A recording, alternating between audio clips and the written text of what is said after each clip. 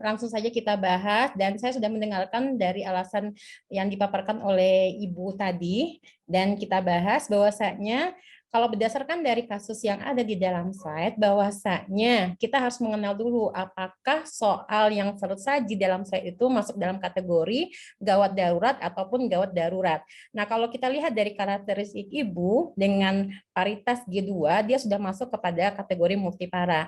Dan kemudian dilihat dari data lainnya, bahwasanya dengan DJJ 155 kali per menit ya.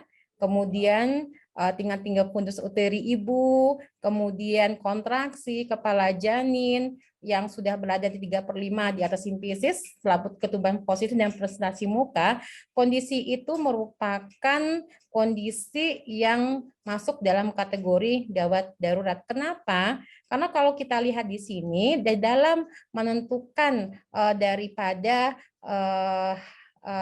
daripada untuk menjawab soal ya sesuai dengan permintaannya, rencana asuhan apa yang paling tepat dilakukan pada kasus tersebut, maka kita pastikan penata laksanaan dan penyebab dan situasi dari kasus tersebut. Makanya kita harus melakukan pengkajian dan menganalisis. Nah, dipastikan sesuai dengan soal ya penyebab dari persalinan yang ada di dalam soal, bahwasanya ya adanya gangguan pada power.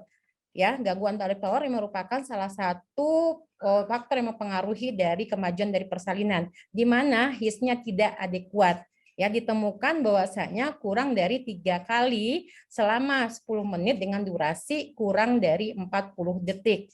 Nah, terlihat di dalam soal. Ya, kemudian ada juga gangguan dari passenger-nya, yaitu janin, di mana ditemukan adanya malpresentasi. Di dalam soal kita temukan bahwasanya presentasi daripada janin itu adalah presentasi muka. Nah, kemudian ditambah lagi dengan beberapa penggabungan dari beberapa faktor yang ada di dalam soal. Misalnya yang memperkuat ditemukannya denyut jantung janin ya di atas 160 menit ya, bahwasanya kalau di dalam 160 menit itu dia sudah masuk dalam kategori tachikardi ya, tachikardi, kemudian tinggi fundus uteri 32 cm dengan harapan dia sudah masuk PAP, tapi kenyataannya baru 3/5, dan itu sudah menandakan bahwasanya si pasien masuk dalam kategori persalinan macet atau persalinan lama.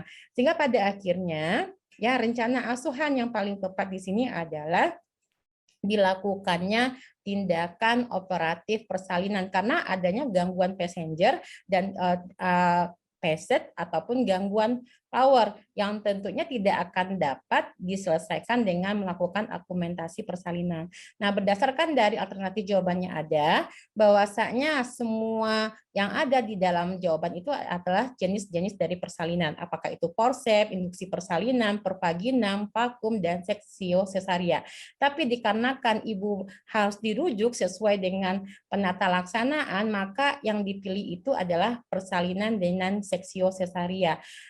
Dan kalaupun forceps dan vakum juga merupakan bagian dari persalinan buatan, tapi itu bukan menjadi kewenangan daripada si bidan. Jadi jawaban yang paling tepat di antara beberapa alternatif jawaban itu adalah persalinan SC. Ya, bagaimana Ibu, puas dengan jawabannya atau ada yang perlu kita diskusikan pada hari ini?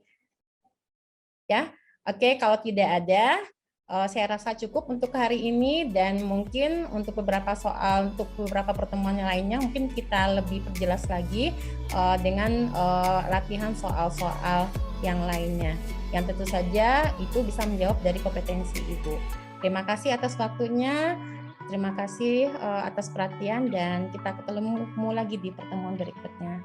Assalamualaikum warahmatullahi wabarakatuh.